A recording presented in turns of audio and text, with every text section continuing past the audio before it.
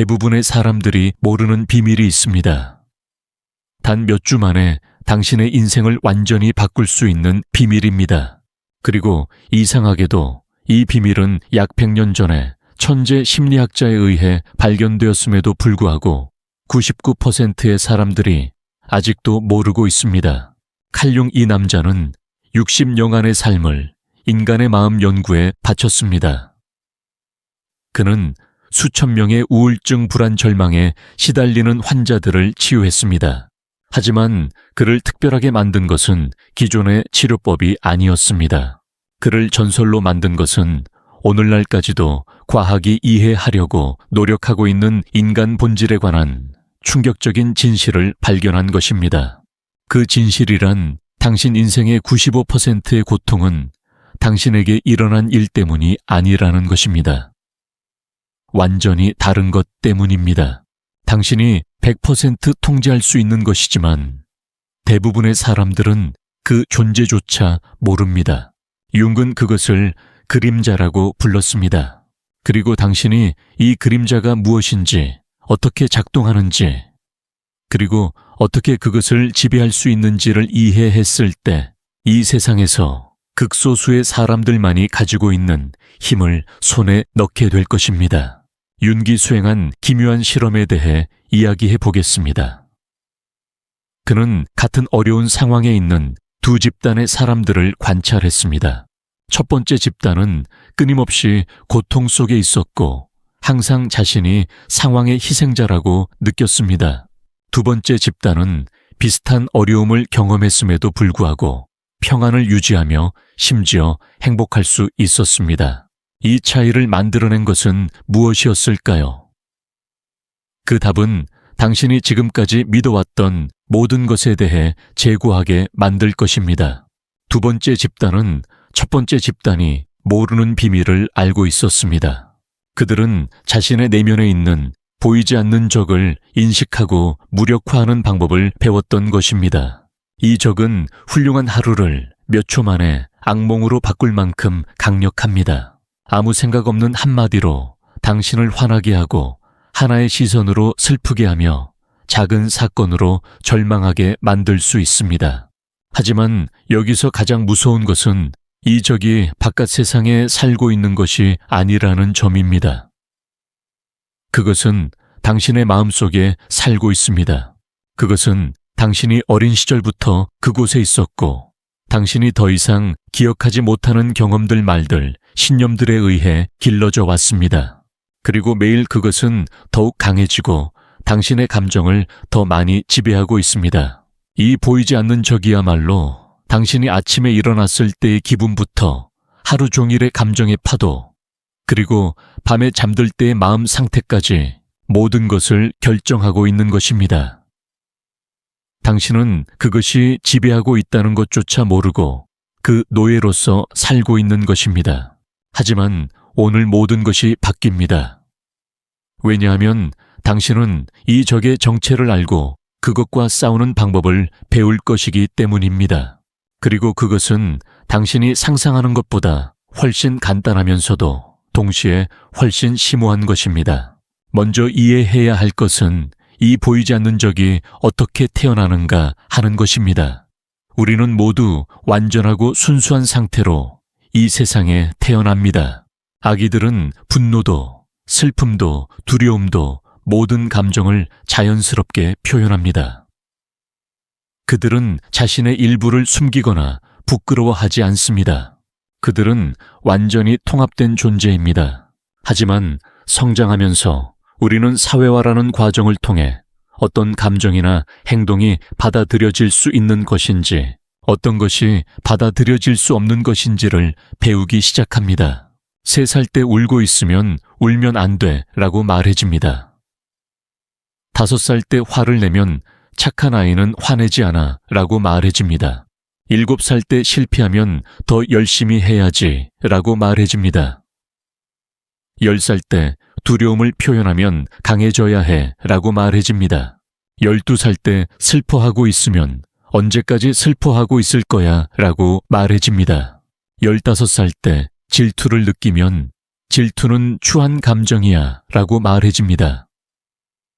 18살 때 욕망을 표현하면 욕심쟁이가 되면 안 돼 라고 말해집니다. 20살 때 게으르고 싶다고 하면 게으름뱅이가 되면 안 돼 라고 말해집니다. 25살 때 완벽하고 싶다고 하면 완벽주의는 병이야 라고 말해집니다. 이런 말들은 각각 선의에서 사랑에서 나온 것일 수도 있습니다. 부모님, 선생님, 사회는 우리를 좋은 사람으로 기르려고 하는 것입니다. 하지만 이런 말들이 우리 마음 깊은 곳에 새겨지고 우리의 자아상을 형성해 나가는 것입니다. 그리고 가장 중요하고 가장 파괴적인 것은 이런 말들이 우리에게 내 일부는 받아들여질 수 없다. 내 일부는 사랑받지 못한다. 내 일부는 숨겨야만 한다는 메시지를 보낸다는 것입니다. 우리는 자신의 분노, 슬픔, 두려움, 약함, 욕망, 질투, 게으름, 완벽주의, 지배욕, 의존성, 모든 부정적이라고 여겨지는 감정이나 특성들을 부끄러운 것, 위험한 것, 숨겨야 할 것이라고 학습합니다. 그리고 우리는 이런 부분들을 마음의 지하 깊숙이 밀어넣기 시작합니다. 우리는 완벽한 가면을 만들고 그 가면 뒤에 진짜 자신을 숨기는 것입니다. 우리는 좋은 사람, 강한 사람, 완벽한 사람으로서 세상에 자신을 내보이고 내면의 복잡함이나 혼란이나 모순을 누구에게도 보여주지 않으려 합니다. 이 숨겨진 부분이 바로 그림자입니다. 그리고 그림자는 사라지는 것이 아니라 무의식 속에서 계속 성장합니다. 그것은 우리가 보지 않는 곳에서 우리의 감정, 사고, 행동에 계속 영향을 미칩니다. 그것은 지하에 숨겨진 화산과 같아서 때때로 예기치 않은 폭발을 일으켜 우리의 인생을 혼란에 빠뜨리는 것입니다. 그림자는 특히 교묘한 방식으로 우리를 지배합니다. 그것은 투사라는 메커니즘을 사용합니다. 투사란 우리가 자신의 받아들일 수 없는 특성들을 다른 사람에게서 보는 것입니다. 우리가 다른 사람에 대해 강한 부정적 감정을 느낄 때 그것은 종종 우리 그림자의 투사인 것입니다. 예를 들어 당신이 누군가의 이기적인 행동에 강한 분노를 느낄 때 그것은 당신 자신 안에 있는 이기적인 부분에 대한 투사일 수 있습니다. 당신은 나는 절대 이기적이지 않다고 믿고 있을지도 모르지만 그림자 속에는 당신이 부인하고 있는 이기적인 충동이 있는 것입니다. 혹은 누군가의 약함에 경멸을 느낄 때 그것은 당신 자신의 약함에 대한 두려움의 투사일 수 있습니다. 당신은 강하고 싶어 하기 때문에 자신 안에 약한 부분을 부인하고 그것을 다른 사람에게 투사하고 있는 것입니다. 직장에서 동료의 게으름에 짜증을 낼 때 그것은 당신 자신 안에 있는 쉬고 싶고 편하게 지내고 싶은 부분에 대한 투사일 수 있습니다. 당신은 부지런해야 한다는 신념으로 그 부분을 억압하고 있기 때문에 다른 사람이 그것을 표현하는 것을 보면 격렬하게 반응하는 것입니다. 친구의 완벽주의에 답답함을 느낄 때 그것은 당신 자신의 완벽주의에 대한 투사일 수 있습니다. 당신은 완벽하고 싶은 욕구를 나쁜 것이라고 판단하고 그것을 그림자 속에 밀어 넣었기 때문에 다른 사람이 그것을 표현하는 것을 보면 불편함을 느끼는 것입니다. 연인의 감정적인 표현에 당황할 때 그것은 당신 자신의 감정적인 부분에 대한 투사일 수 있습니다. 당신은 감정을 통제해야 한다. 이성적이어야 한다는 신념으로 자신의 감정을 억압하고 있기 때문에 다른 사람의 감정적인 표현을 보면 동요하는 것입니다.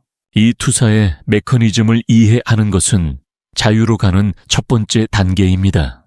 왜냐하면 다른 사람이 당신을 화나게 할 수 없다는 것을 이해하게 되기 때문입니다.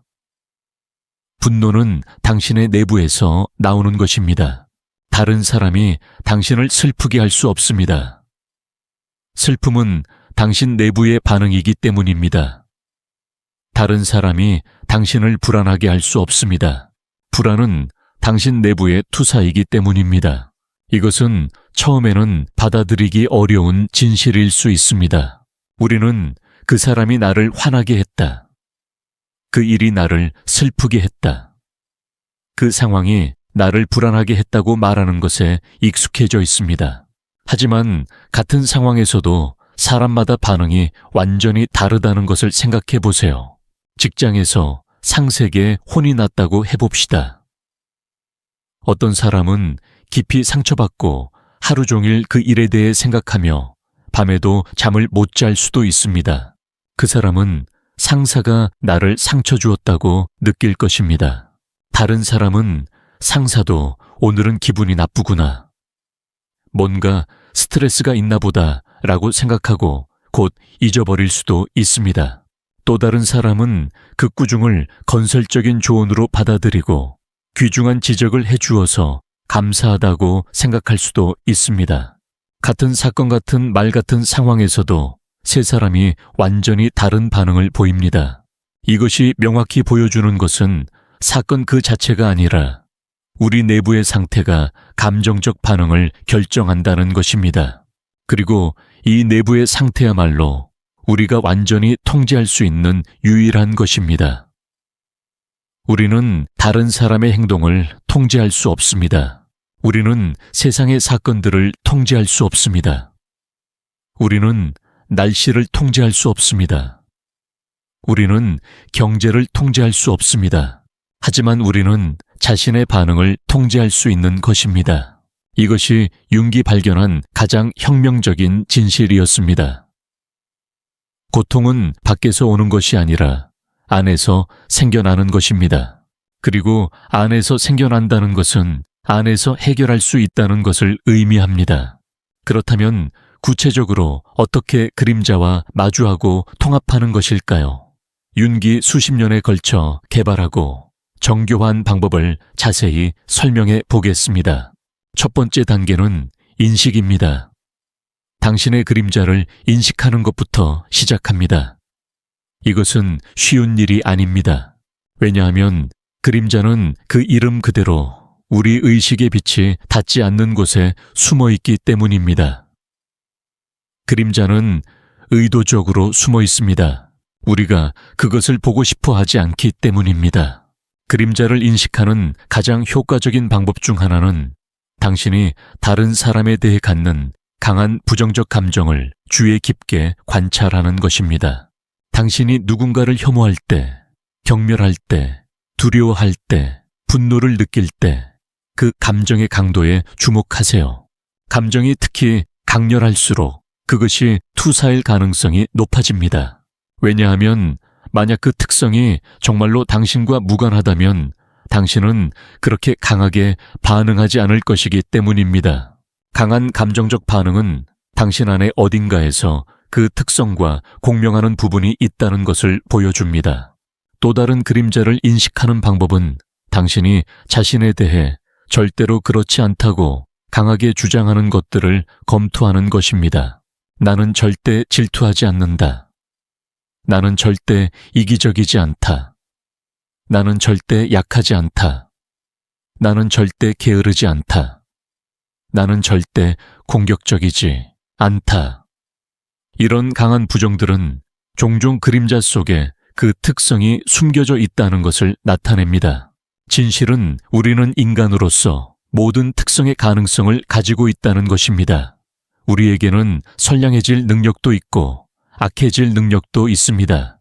친절해질 능력도 있고 냉혹해질 능력도 있습니다. 강해질 능력도 있고 약해질 능력도 있습니다. 이 모든 것들이 인간 조건의 일부인 것입니다. 하지만 우리는 사회화 과정에서 이런 특성들 중 일부는 좋은 것이고 일부는 나쁜 것이라고 배웁니다. 그리고 나쁘다고 여겨진 특성들은 그림자 속으로 밀려 들어갑니다. 그림자 속으로 밀려 들어간 특성들은 사라지는 것이 아니라 무의식 속에서 계속 활동합니다. 그리고 때로는 예기치 않은 형태로 표면에 나타납니다. 평소 온화한 사람이 갑자기 격분하는 것, 늘 이성적인 사람이 감정적이 되는 것, 항상 강한 사람이 갑자기 약함을 보이는 것, 이 모든 것이 그림자의 표출인 것입니다. 또한 당신이 과도하게 반응하는 상황이나 사람들의 유형도 그림자의 단서를 제공합니다. 왜 그 특정한 상황이 당신을 그렇게 동요시키는 것일까요? 왜 그 특정한 유형의 사람이 당신을 짜증나게 하는 것일까요? 왜 어떤 종류의 비판은 괜찮은데 다른 종류의 비판은 깊이 상처가 되는 것일까요?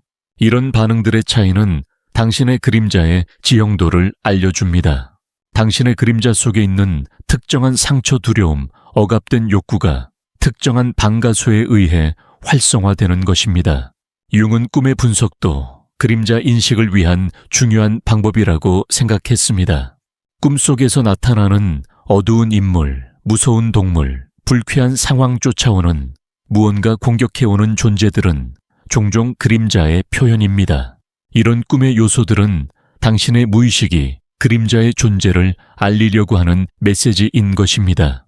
꿈속의 그림자 인물과 대화하는 것은 매우 계시적인 경험이 될 수 있습니다. 그 인물이 당신에게 무엇을 전달하려고 하는지, 무엇을 원하는지, 왜 그곳에 있는지를 물어보세요. 두 번째 단계는 대화입니다. 그림자를 인식한 후 그것과 대화하는 것이 중요합니다. 그림자를 적으로 대하지 말고 이해하려는 자세를 가져주세요. 그림자는 이유가 있어서 그곳에 있는 것입니다. 그것은 보통 당신을 보호하려는 시도인 것입니다. 예를 들어 당신 안에 화를 잘 내는 부분이 있다는 것을 인식했다고 합시다. 그 분노와 대화해보세요. 왜 너는 그렇게 화가 나 있니? 무엇이 너를 위협하고 있니? 너는 무엇을 지키려고 하는 거니? 언제부터 너는 여기에 있었니? 너는 내게 무엇을 가르치려고 하는 거니? 많은 경우 분노 아래에는 상처받은 감정이 있습니다. 그리고 그 상처받은 감정 아래에는 사랑받고 싶고, 인정받고 싶고, 존중받고 싶고, 안전하고 싶은 기본적인 인간의 욕구가 있습니다. 분노는 실제로 이런 기본적인 욕구들을 보호하려고 하는 것입니다. 질투의 그림자와 대화할 때 당신은 질투 아래에 있는 사랑에 대한 갈망, 소속감에 대한 욕구, 가치를 인정받고 싶은 바람을 발견할 수도 있습니다. 두려움의 그림자와 대화할 때 당신은 안전에 대한 욕구, 예측 가능성에 대한 바람, 통제에 대한 필요성을 발견할 수도 있습니다. 이런 이해가 깊어질수록 당신은 그림자에 대해 더욱 자비로워질 수 있습니다. 그것은 적이 아니라 잘못된 방법으로 사랑을 구하고 있는 내면의 아이와 같은 존재인 것입니다. 그것은 최선의 의도를 가지고 있지만 시대에 뒤떨어진 방법을 사용하고 있는 것입니다. 세 번째 단계는 수용입니다. 그림자를 이해한 후 그것을 받아들이는 것입니다. 이것은 그림자의 행동을 정당화하는 것이 아닙니다. 그것은 그림자의 존재를 인정하고 그 정당성을 인정하는 것입니다. 수용은 판단 없이 일어납니다. 내게는 화를 잘 내는 부분이 있다. 그것은 나쁜 것도 좋은 것도 아니다. 그것은 단순히 나의 일부이다. 나에게는 질투하는 부분이 있다. 그것은 인간으로서 자연스러운 일이다. 내게는 약한 부분이 있다. 그것은 부끄러운 일이 아니다. 라는 태도입니다. 이런 수용에 의해 그림자의 힘은 크게 감소합니다.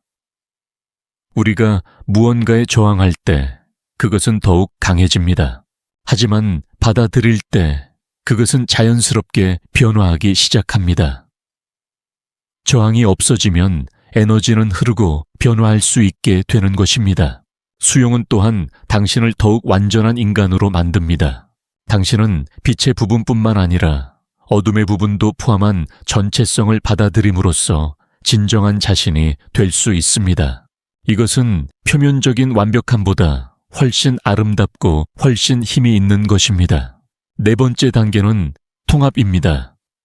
그림자를 의식적인 인격의 일부로 통합하는 것입니다. 이것은 그림자가 원래 가지고 있는 에너지를 건설적인 방향으로 향하게 하는 것을 의미합니다. 예를 들어 당신의 그림자 속에 있는 분노의 에너지를 정의감으로 표현할 수 있습니다. 사회의 불공평에 대해 일어서는 용기 약자를 보호하는 힘 진실을 말하는 결의로 변화시킬 수 있는 것입니다. 당신의 그림자 속에 있는 지배적인 충동을 건전한 지도력으로 표현할 수 있습니다. 사람들을 이끌고 조직하고 방향성을 제시하는 능력으로 변화시킬 수 있습니다. 당신의 그림자 속에 있는 이기적인 경향을 건전한 자기사랑으로 표현할 수 있습니다. 자신의 필요를 인식하고 경계선을 설정하고 자신을 소중히 여기는 능력으로 변화시킬 수 있습니다. 당신의 그림자 속에 있는 질투의 에너지를 향상심으로 표현할 수 있습니다. 다른 사람의 성공으로부터 배우고 자신도 성장하려는 동기로 변화시킬 수 있습니다. 당신의 그림자 속에 있는 두려움의 에너지를 신중함으로 표현할 수 있습니다. 위험을 적절히 평가하고 준비를 하고 안전을 확보하는 지혜로 변화시킬 수 있습니다. 당신의 그림자 속에 있는 의존성을 건전한 상호의존으로 표현할 수 있습니다. 다른 사람들과 연결되고 도움을 요청하고 공동체의 일부가 되는 능력으로 변화시킬 수 있습니다. 당신의 그림자 속에 있는 완벽주의를 엑셀런스에 대한 추구로 표현할 수 있습니다. 질을 중시하고 세부 사항에 주의를 기울이고 지속적으로 개선하려는 동기로 변화시킬 수 있습니다. 통합은 하룻밤에 일어나는 것이 아닙니다. 그것은 지속적인 과정이며 평생에 걸친 작업입니다. 하지만 이 과정을 통해 당신은 점차 더욱 통합되고 더욱 진짜인 인간이 되어갑니다. 그리고 통합이 진행될수록 당신은 외부 세계에 대해 더욱 회복력이 생깁니다. 다른 사람의 행동이 당신의 평안을 위협하는 일이 줄어듭니다. 왜냐하면 당신은 자신의 반응의 근원이 내부에 있다는 것을 이해하고 그 근원을 통제할 수 있게 되기 때문입니다. 하지만 그림자의 통합만으로는 충분하지 않습니다. 융은 또 다른 중요한 개념을 가르쳤습니다. 그것은 투사의 회수입니다. 우리는 항상 자신의 내부에 있는 것들을 외부 세계에 투사하고 있습니다. 우리가 다른 사람에게서 보는 특성들의 많은 부분이 실제로는 우리 자신의 특성들의 투사인 것입니다. 이 투사를 인식하고 회수함으로써 우리는 외부 세계에 대한 감정적 반응으로부터 해방됩니다. 투사를 인식하고 회수하는 과정을 자세히 살펴보겠습니다. 먼저 당신이 다른 사람에 대해 갖는 강한 감정에 주의를 기울이세요. 특히 부정적인 감정들, 분노, 경멸, 혐오, 두려움, 질투, 부러움 등에 주목하세요. 이런 감정들이 특히 강할 때 그것은 투사일 가능성이 높습니다. 다음으로 자신에게 물어보세요. 내가 이 사람에 대해 싫어하는 것은 내 자신의 어떤 부분을 반영하고 있는 것일까? 내가 이 사람에게서 보는 특성은 내 안에 어디에 숨겨져 있는 것일까? 내가 이 사람에 대해 느끼는 감정은 실제로는 나 자신의 어떤 부분에 대한 감정인 것일까? 이것들은 불쾌한 질문일 수 있지만 정직하게 답하는 것이 중요합니다. 처음에는 저항을 느낄 것입니다. 당신의 자아는 나는 그 사람과는 완전히 다르다. 내게는 그런 특성이 없다고 주장할 것입니다. 하지만 용기를 가지고 더 깊이 탐구해 보세요. 예를 들어 직장에서 항상 관심을 끌려고 하는 동료에게 짜증을 낸다면 당신 자신 안에도 관심을 받고 싶은 부분이 있을 수 있습니다. 하지만 당신은 겸손해야 한다. 눈에 띄면 안 된다는 신념으로 그 부분을 억압하고 있는 것입니다. 그래서 다른 사람이 그것을 자유롭게 표현하는 것을 보면 무의식적으로 질투나 분노를 느끼는 것입니다. 연인이 너무 감정적이라고 느낀다면 당신 자신도 감정을 자유롭게 표현하고 싶은 부분이 있을 수 있습니다. 하지만 강해야 한다. 감정을 통제해야 한다. 어른은 울지 않는다는 신념으로 그 부분을 억압하고 있는 것입니다. 그래서 연인의 감정적인 표현을 보면 자신의 억압된 부분이 자극되어 불편함을 느끼는 것입니다.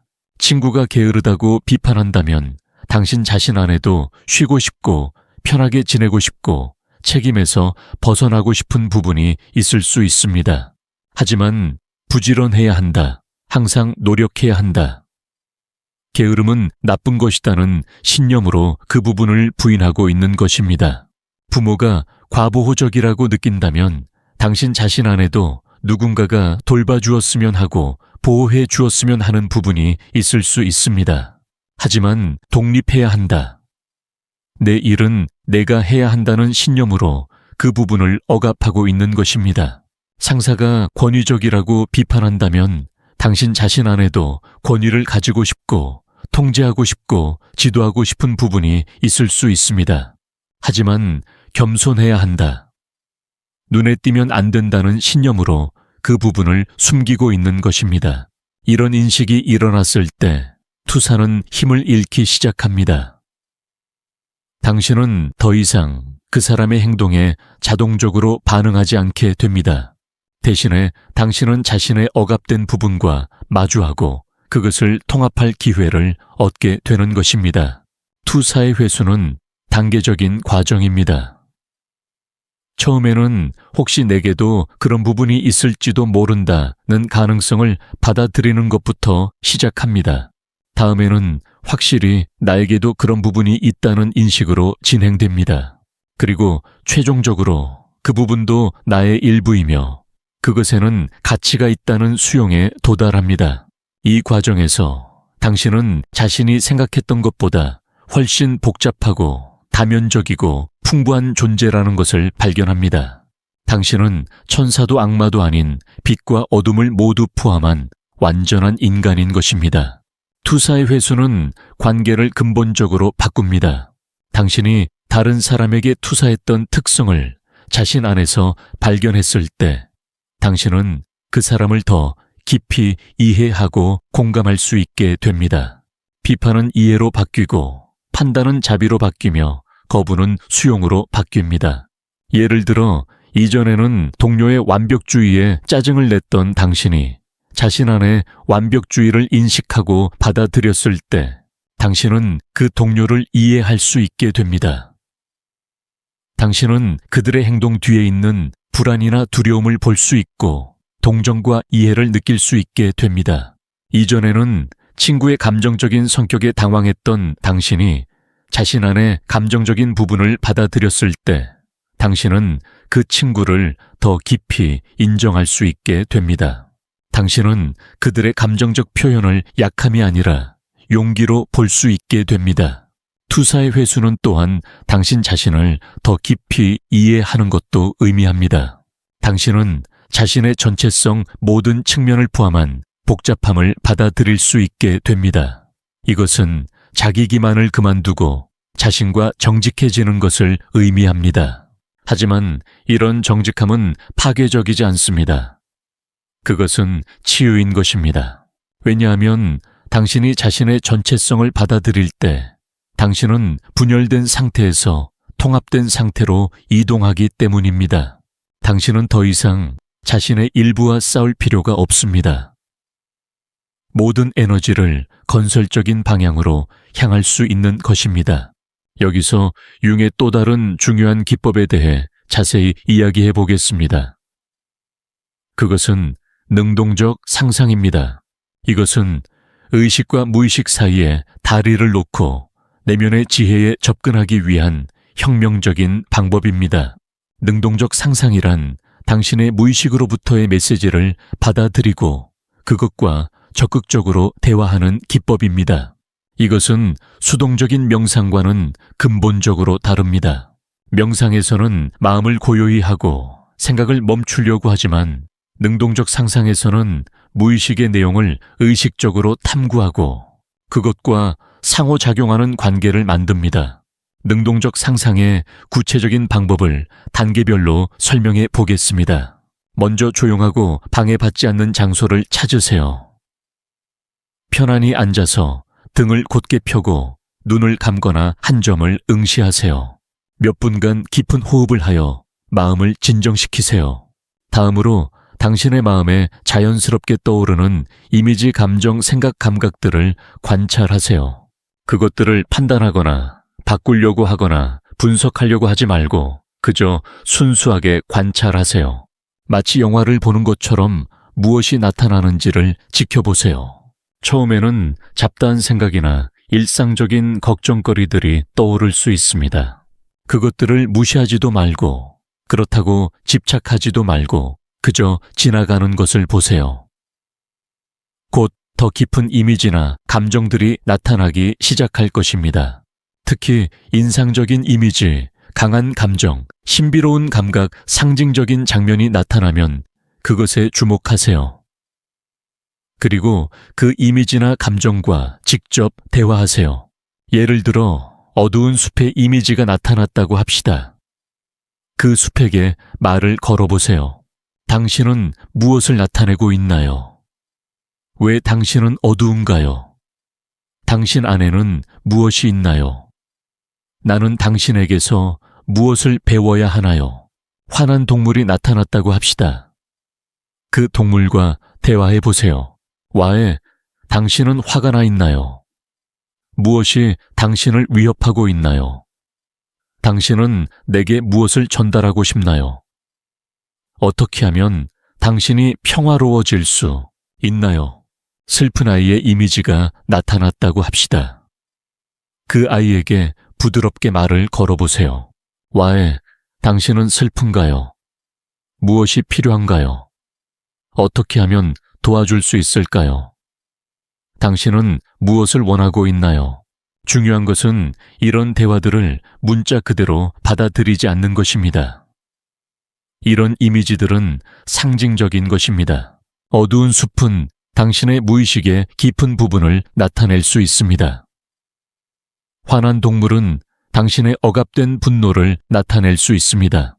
슬픈 아이는 당신의 상처받은 내면의 아이를 나타낼 수 있습니다. 능동적 상상의 대화에서는 예기치 않은 답들이 돌아올 수 있습니다.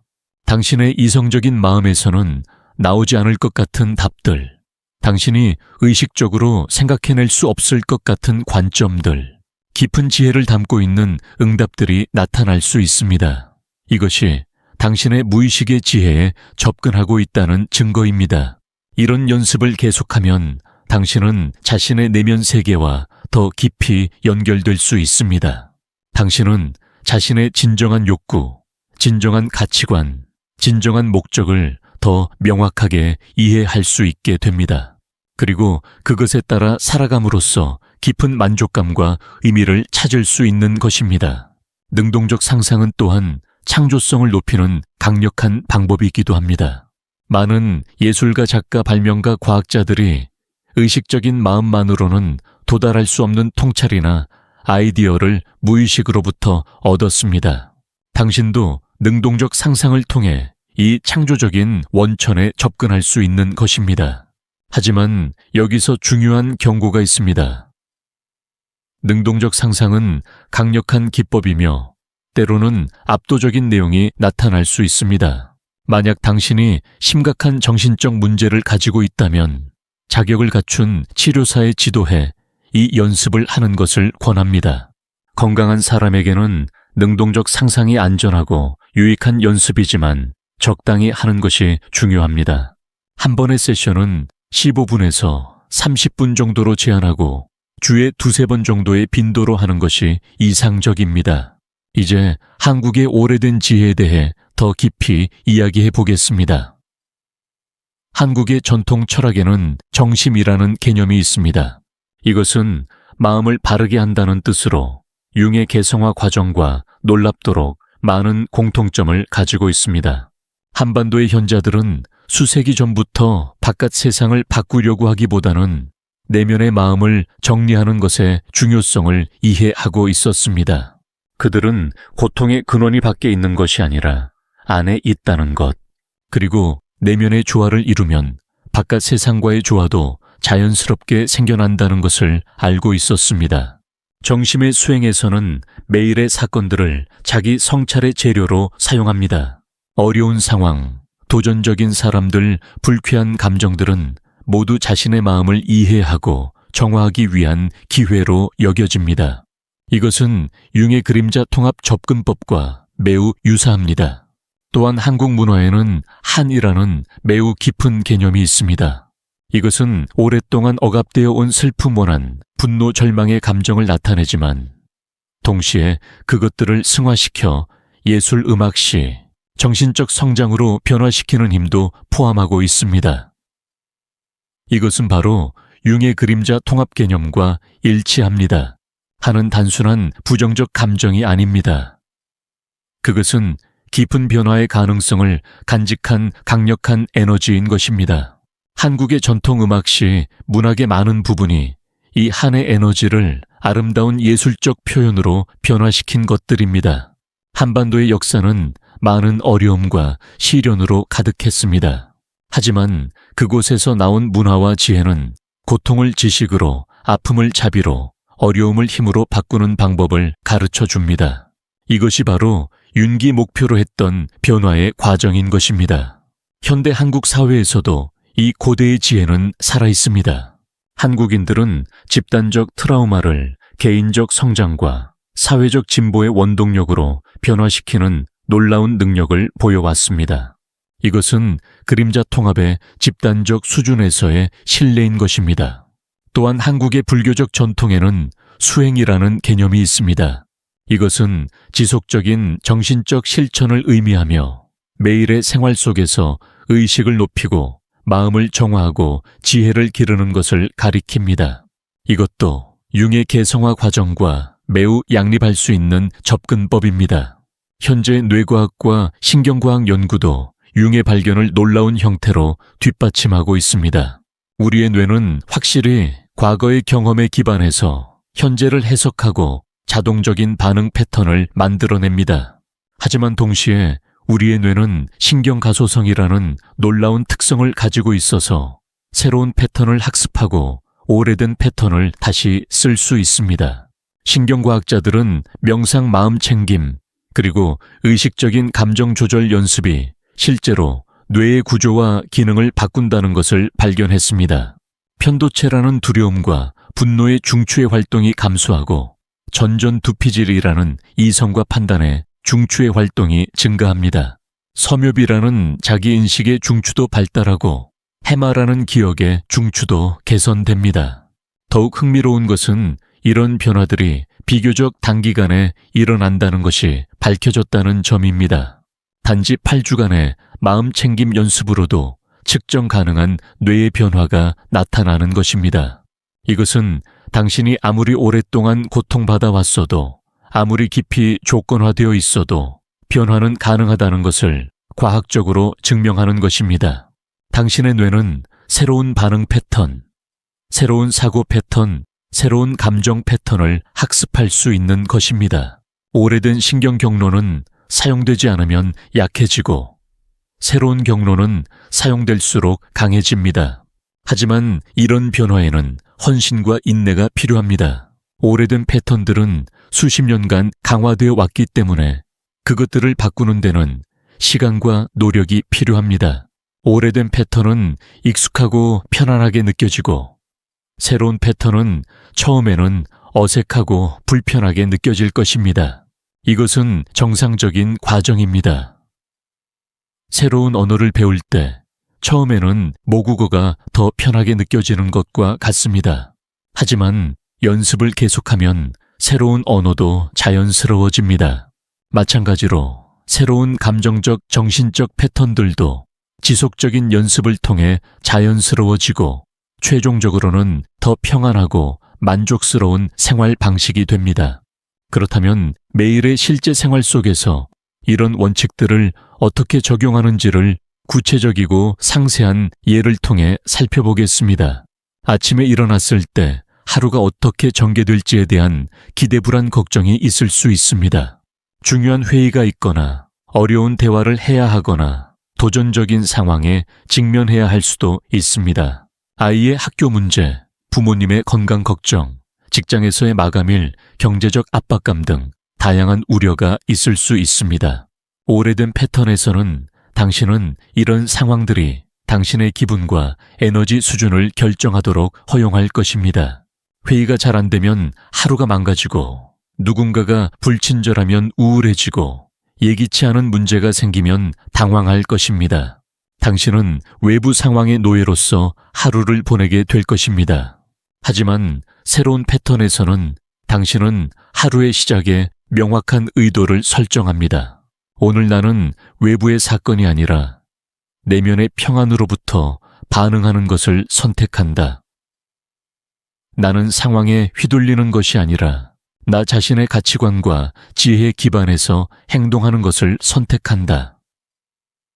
나는 다른 사람의 기분이나 행동에 영향받는 것이 아니라 나 자신의 중심을 유지하는 것을 선택한다. 이런 의도를 설정하는 것으로 당신은 하루 종일 더 의식적일 수 있습니다. 도전적인 순간이 찾아왔을 때 당신은 자동적으로 반응하는 것이 아니라 의식적으로 응답할 수 있는 것입니다.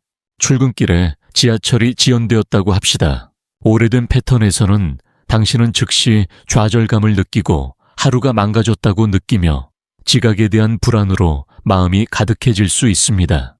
당신은 지하철 지연이 자신에 대한 개인적인 공격인 것처럼 느낄 수도 있습니다. 새로운 패턴에서는 당신은 먼저 깊게 숨을 쉬고 상황을 객관적으로 봅니다. 지하철 지연은 내 대한 개인적인 것이 아니다. 이것은 단순히 일어난 사건이다. 나는 이 상황을 통제할 수 없지만 나의 반응은 통제할 수 있다. 이 예상치 못한 시간을 뭔가 의미 있는 일에 사용할 수 있을까? 당신은 지연을 짜증의 원인으로 보는 것이 아니라 예상치 못한 선물로 보는 것을 선택할 수 있습니다. 독서를 하는 시간, 사색하는 시간, 주변을 관찰하는 시간, 감사를 연습하는 시간으로 사용할 수 있습니다. 직장에 도착해서 동료가 당신의 제안을 가혹하게 비판했다고 합시다. 그들은 당신의 아이디어가 현실적이지 않고 실용적이지 않고 비용이 너무 많이 든다고 말할 수도 있습니다. 오래된 패턴에서는 당신은 자동적으로 방어적이 되거나 공격적이 되거나 혹은 자신감을 잃고 위축될 수도 있습니다. 새로운 패턴에서는 당신은 먼저 내적인 일시정지를 취합니다. 깊게 숨을 쉬고 자신의 내부에서 무엇이 일어나고 있는지를 관찰합니다. 나는 지금 비판받았다고 느끼고 있다.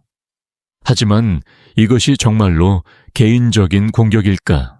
아니면 그들이 단순히 다른 관점을 제공하고 있는 것일까? 나의 방어적인 반응은 무엇을 보호하려고 하는 것일까?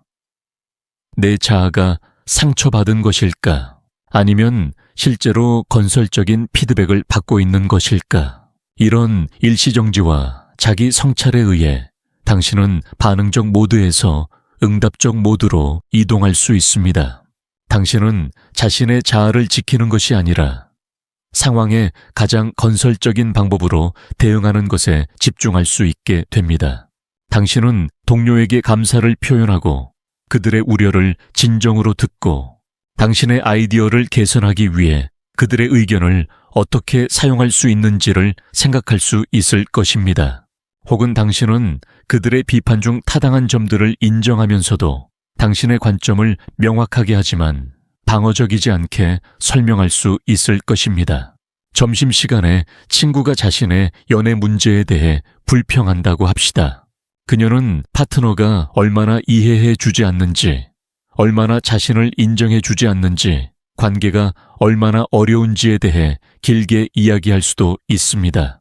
오래된 패턴에서는 당신은 그녀의 감정에 휘말리고 그녀의 파트너에 대해 부정적인 감정을 갖게 되고 혹은 그녀에게 조언을 하려다가 좌절할 수도 있습니다. 당신은 그녀의 드라마의 일부가 되고 자신의 에너지를 소모할 수도 있습니다. 새로운 패턴에서는 당신은 자비로운 청자가 되면서도 감정적 경계를 유지합니다. 당신은 그녀의 고통을 인정하고 공감을 보이면서도 그것이 당신 자신의 감정 상태를 어지럽히도록 허용하지 않습니다. 당신은 이해합니다. 그녀의 고통은 그녀 자신의 내적 과정의 결과이며 당신이 그것을 고쳐줄 수는 없다는 것을 당신은 현재에 있으면서 지지할 수는 있지만 그녀의 감정적 작업을 대신해 줄 수는 없다는 것을. 이런 경계는 이기적인 것이 아니라 건강한 것입니다. 오후에 상사가 당신에게 막판에 긴급한 업무를 맡겼다고 합시다. 당신은 이미 바쁜 일정을 가지고 있고 이 추가 업무는 개인 시간을 희생하는 것을 의미합니다. 오래된 패턴에서는 당신은 내적인 원망을 느끼면서도 그것을 표현할 수 없어서 업무를 떠맡을 수도 있습니다. 그리고 하루 종일 수동공격적인 태도로 일하고 집에 돌아가서도 짜증나서 가족들에게 화풀이를 할 수도 있습니다. 혹은 당신은 공개적으로 좌절감을 드러내고 상사와 대립하며 직장에서의 관계를 손상시킬 수도 있습니다. 어느 쪽 반응도 당신과 주변 사람들에게 유익하지 않습니다. 새로운 패턴에서는 당신은 먼저 자신의 내적 상태를 점검합니다. 나는 지금 압도당하는 느낌과 원망을 느끼고 있다. 이런 감정들은 타당하다. 하지만 나는 이 상황에 어떻게 가장 건설적으로 응답할 수 있을까? 나의 선택지는 무엇일까? 당신은 상사와 정직하고 존중하는 대화를 갖는 것을 선택할 수도 있습니다. 당신의 현재 업무량을 설명하고 이 추가 업무를 수용하기 위해 조정이 필요한 다른 우선순위들에 대해 논의할 수도 있습니다. 혹은 업무를 맡는 것을 선택하되 그것을 원망이 아니라 봉사의 기회로 받아들일 수도 있습니다. 중요한 것은 당신이 희생자 의식이 아니라 힘을 가진 의식으로부터 응답하는 것입니다. 당신은 선택권을 가지고 있으며 그 선택을 의식적으로 할 수 있는 것입니다. 저녁에 집에 돌아가서 가족과 시간을 보낼 때도 같은 원칙이 적용됩니다. 아이가 숙제를 하기 싫어할 때, 배우자가 집안일을 도와주지 않을 때, 가족 구성원이 기분이 나빠 있을 때, 당신의 첫 번째 충동은 좌절하거나 비판적이 되거나 통제하려고 하는 것일 수 있습니다. 하지만 당신이 먼저 자신의 내부를 볼 때 당신은 다른 이해를 얻을 수 있습니다. 내 좌절감은 정말로 그들의 행동에 대한 것일까? 아니면 나 자신의 피로, 스트레스 완벽에 대한 기대 통제에 대한 욕구에 대한 것일까? 나는 그들에게 무엇을 기대하고 있는 것일까? 그 기대는 합리적일까? 나는 그들을 바꾸려고 하는 것일까? 아니면 그들을 그대로 받아들이려고 하는 것일까? 이런 자기인식에 의해 당신은 더욱 자비롭고 효과적인 방법으로 가족과 관계할 수 있게 됩니다. 당신은 그들을 바꾸려고 하는 것이 아니라 자신의 내적 상태를 정리하는 것부터 시작하는 것입니다. 아이가 숙제를 싫어할 때 당신은 분노가 아니라 이해로부터 접근할 수 있습니다. 이 아이는 피곤한 것일 수도 있다. 혹시 어려움을 겪고 있는 것일 수도 있다. 나는 어떻게 지지할 수 있을까? 배우자가 집안일을 잊어버릴 때 당신은 원망이 아니라 자비로부터 접근할 수 있습니다. 이 사람도 바쁘고 압도당하고 있는 것일 수도 있다. 우리는 어떻게 가정의 책임을 더 효과적으로 나눌 수 있을까? 나는 어떻게 지지하는 파트너가 될 수 있을까? 밤에 하루를 돌아볼 때 당신은 자신의 발전을 부드럽게 평가할 수 있습니다. 오늘 얼마나 자주 의식적으로 반응할 수 있었을까요? 얼마나 자주 오래된 패턴으로 돌아갔을까요? 어떤 순간에 특히 도전을 느꼈을까요? 어떤 순간에 특히 자랑스러움을 느낄 수 있었을까요? 이것은 자기 판단이나 자기 비판을 위한 것이 아니라 자기 이해와 자기 자비를 위한 것입니다. 당신은 자신의 패턴을 더 깊이 이해하고 내일은 더 의식적이기 위한 통찰을 얻을 수 있습니다. 실패나 후퇴가 있었다고 해도 그것들을 학습의 기회로 보세요. 완벽을 목표로 하는 것이 아니라 성장을 목표로 하는 것입니다. 매번 넘어질 때마다 당신은 일어서는 방법을 더 잘 배우게 됩니다. 주말에는 더 깊은 성찰의 시간을 가지세요. 한 주 전체를 돌아보고 당신의 감정적 패턴들, 방가쇠가 되는 지점들, 그리고 성장 영역들을 살펴보세요. 일기를 쓰는 것을 고려해 보세요. 당신의 생각, 감정, 꿈 통찰들을 기록하는 것은 당신의 무의식과의 대화를 깊게 하는 훌륭한 방법입니다. 특히 꿈 일기를 쓰는 것은 당신의 그림자와 무의식의 메시지를 이해하는 데 매우 도움이 됩니다. 꿈에서 반복적으로 나타나는 인물, 상황, 감정들에 주목하세요. 이것들은 당신의 무의식이 당신에게 전달하려고 하는 중요한 메시지들입니다. 그것들과 대화하고 그 의미를 탐구해 보세요. 월에 한 번 큰 관점을 가져보세요. 당신의 전체적인 여정을 평가하고 당신이 발전하고 있는 영역들과 아직 작업이 필요한 영역들을 확인하세요. 그리고 연애 한번 당신의 변화에 대한 깊은 검토를 해보세요. 당신이 어디서 시작했고 지금 어디에 있는지를 보세요. 당신의 성장을 축하하고 다음 해의 의도를 설정하세요. 하지만 가장 중요한 것은 이 전체적인 과정에 대해 부드러운 태도를 갖는 것입니다. 당신은 마라톤을 뛰고 있는 것이지 단거리 달리기를 하고 있는 것이 아닙니다. 매일 작은 걸음들을 내디듬으로써 시간이 지나면서 깊은 변화가 일어나는 것입니다. 또한 이 과정에는 예상치 못한 도전들도 있습니다. 하나는 당신이 변하기 시작하면 주변 사람들이 불편함을 느낄 수도 있다는 것입니다. 당신의 가족이나 친구들은 당신이 이전에 예측 가능한 반응 패턴으로 돌아가기를 기대할 수도 있습니다. 당신이 더 이상 이전처럼 화내지 않고 걱정하지 않고 극적으로 반응하지 않을 때 그들은 혼란스러워하거나 심지어 위협을 느낄 수도 있습니다. 이것은 자연스러운 반응입니다. 사람들은 변화를 두려워하고 익숙한 패턴을 선호합니다. 하지만 당신은 자신의 성장을 다른 사람들의 안락함에 희생해서는 안 됩니다. 당신은 자비를 가지되 확고하게 새로운 길을 계속 걸어가야 합니다. 때로는 당신의 변화가 관계의 역학을 바꾸기도 합니다. 이전에는 드라마나 갈등에 기반했던 관계가 당신이 더 이상 그런 패턴에 참여하지 않음으로써 자연스럽게 끝날 수도 있습니다. 이것은 상실처럼 느껴질 수도 있지만 실제로는 공간을 만드는 것입니다. 더 건강하고 진정한 관계를 위한 공간을 만들고 있는 것입니다. 당신이 진정한 자신이 될수록 당신의 진정한 자신을 인정하는 사람들이 당신의 인생에 들어올 것입니다.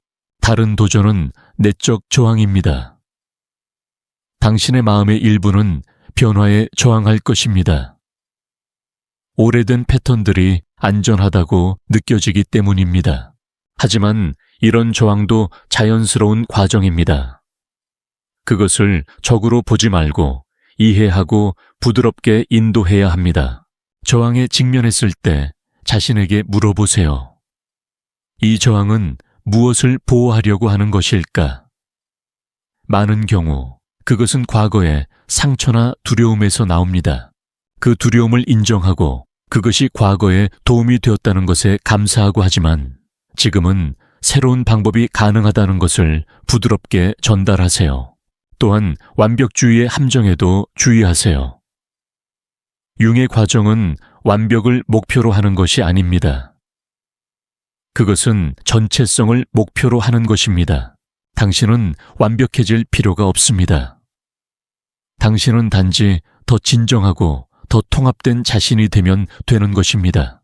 때때로 당신은 오래된 패턴으로 돌아갈 것입니다. 그것은 실패가 아닙니다. 그것은 학습 과정의 자연스러운 부분입니다. 중요한 것은 빨리 인식으로 돌아가고 자비를 가지고 자신을 대하며 다시 새로운 패턴을 향해 가는 것입니다. 그리고 기억하세요. 이 여정은 당신 혼자만의 것이 아닙니다. 당신이 자신을 치유하고 통합할 때 당신은 동시에 세상의 치유에도 기여하고 있습니다. 당신의 변화는 파급 효과를 만들어내고 당신 주변의 사람들 그리고 더 넓은 공동체에 긍정적인 영향을 미칩니다. 이것이 융기 꿈꾸었던 미래입니다. 한 사람 한 사람이 자신의 그림자를 통합하고 자신의 전체성을 이룬 세상. 그곳에서는 갈등이 외적 싸움이 아니라 내적 통합을 통해 해결됩니다. 그곳에서는 다양성이 위협이 아니라 풍요로움으로 축하받습니다. 당신이 이 여정에 나서는 것으로 당신은 이 비전의 실현에 기여하고 있는 것입니다. 당신은 단순히 자신을 위해 일하고 있는 것이 아니라 미래 세대를 위해 일하고 있는 것입니다. 하지만 이 모든 이론적 이해를 넘어서 가장 실용적인 측면에 대해 이야기해 보겠습니다. 당신이 실제로 매일 무엇을 해야 하는지, 어떤 구체적인 연습을 해야 하는지에 대해 말입니다. 매일 아침 눈을 뜨자마자 5분간의 성찰 시간을 가지세요. 조용히 앉아서 오늘 하루를 어떻게 살고 싶은지를 의도하세요. 당신은 반응적이 되고 싶습니까? 아니면 응답적이 되고 싶습니까? 당신은 오래된 패턴을 따르고 싶습니까? 아니면 새로운 가능성을 탐구하고 싶습니까? 이 아침의 의도 설정은 당신의 하루 전체의 톤을 결정합니다. 그것은 당신이 unconscious autopilot 모드가 아니라 conscious choice 모드에서 하루를 시작한다는 것을 의미합니다. 하루 중에 강한 감정적 반응을 느꼈을 때는 언제든지 정지라고 자신에게 말하세요. 깊게 숨을 들이쉬고 자신에게 물어보세요. 이 반응은 무엇을 가르쳐주고 있는 것일까? 내 안에 어떤 부분이 활성화되고 있는 것일까? 이것은 현재 상황에 대한 적절한 반응일까? 아니면 과거의 무언가가 투사되고 있는 것일까? 이런 간단한 질문들이 당신을 무의식적인 반응에서 의식적인 선택으로 이동시킵니다. 당신은 자동 조종에서 깨어나서 의식적인 조종사가 되는 것입니다. 일주일에 한 번 더 깊은 그림자 작업을 위한 시간을 가지세요. 지난주에 당신이 강하게 반응했던 사람들이나 상황들을 생각해 보세요. 그것들이 당신의 어떤 그림자 부분을 활성화시켰는지 탐구해 보세요. 예를 들어 지난주에 사장의 권위적인 태도에 강하게 반응했다면 당신 자신 안에 권위에 대한 복잡한 감정들을 탐구해 보세요. 당신은 권위를 원하지만 그것을 부인하고 있는 것일까요? 당신은 권위에 대한 두려움을 가지고 있는 것일까요? 당신의 어린 시절에 권위 인물들과의 경험이 어떠했나요? 동료의 완벽주의에 짜증을 냈다면 당신 자신의 완벽주의적 경향을 탐구해 보세요. 당신은 완벽하고 싶지만 그것이 불가능하다는 것을 알기 때문에 좌절하고 있는 것일까요? 당신은 완벽주의를 나쁜 것이라고 판단하고 억압하고 있는 것일까요? 친구의 감정적인 반응에 불편함을 느꼈다면 당신 자신의 감정적인 부분을 탐구해 보세요. 당신은 자신의 감정을 표현하는 것을 두려워하고 있는 것일까요? 당신은 감정적이라는 것이 약함이라고 믿고 있는 것일까요? 이런 탐구를 통해 당신은 자신의 그림자 지도를 만들어갈 수 있습니다. 어떤 종류의 상황이나 사람들이 당신의 어떤 그림자 부분을 활성화시키는지, 그리고 그 그림자 부분들이 어떤 과거의 경험이나 신념과 연결되어 있는지를 이해할 수 있습니다. 월에 한 번 능동적 상상의 깊은 세션을 가지세요. 30분에서 1시간 정도의 시간을 내어 당신의 무의식과 더 깊은 대화를 나누세요. 특히 당신이 통합하고 싶은 그림자 부분들과 직접 대화해 보세요. 예를 들어 당신이 분노를 억압하고 있다는 것을 인식했다면 능동적 상상에서 그 분노와 대화해 보세요. 그것이 어떤 모습으로 나타나는지 보세요. 그것이 무엇을 말하고 싶어 하는지 들어보세요. 그것이 당신에게서 무엇을 원하는지 이해해 보세요. 당신이 완벽주의를 억압하고 있다면 그 완벽주의와 대화해 보세요. 그것이 당신을 어떻게 보호하려고 하는지, 그것이 어떤 가치를 대변하는지, 그것을 어떻게 건설적으로 표현할 수 있는지를 탐구해 보세요. 당신이 의존성을 부인하고 있다면 그 의존적인 부분과 대화해 보세요. 그것이 무엇을 필요로 하는지, 어떻게 하면 건강한 방식으로 그 필요를 충족시킬 수 있는지를 이해해 보세요. 이런 대화들을 통해 당신은 그림자가 실제로는 적이 아니라는 것을 점점 더 깊이 이해하게 될 것입니다. 그것은 잘못 이해된 동맹인 것입니다. 그것은 당신을 보호하고 도와주고 안내하려고 하지만 오래되고 비효율적인 방법을 사용하고 있는 것입니다. 그림자를 이해하고 통합하는 과정에서 당신은 많은 놀라운 발견을 하게 될 것입니다. 첫째, 당신은 자신이 생각했던 것보다 훨씬 복잡하고 흥미로운 존재라는 것을 발견할 것입니다. 당신 안에는 다양한 목소리, 다양한 관점, 다양한 욕구가 있습니다. 이것은 혼란스러운 것이 아니라 풍부함인 것입니다. 둘째, 당신은 자신의 소위 나쁜 특성들도 실제로는 왜곡된 선한 것들이라는 것을 발견할 것입니다. 당신의 분노는 정의에 대한 사랑이 왜곡된 것일 수 있습니다. 당신의 질투는 사랑에 대한 갈망이 왜곡된 것일 수 있습니다. 당신의 두려움은 안전에 대한 지혜가 과도해진 것일 수 있습니다. 셋째, 당신은 자신의 상처나 트라우마도 실제로는 힘의 원천이 될 수 있다는 것을 발견할 것입니다.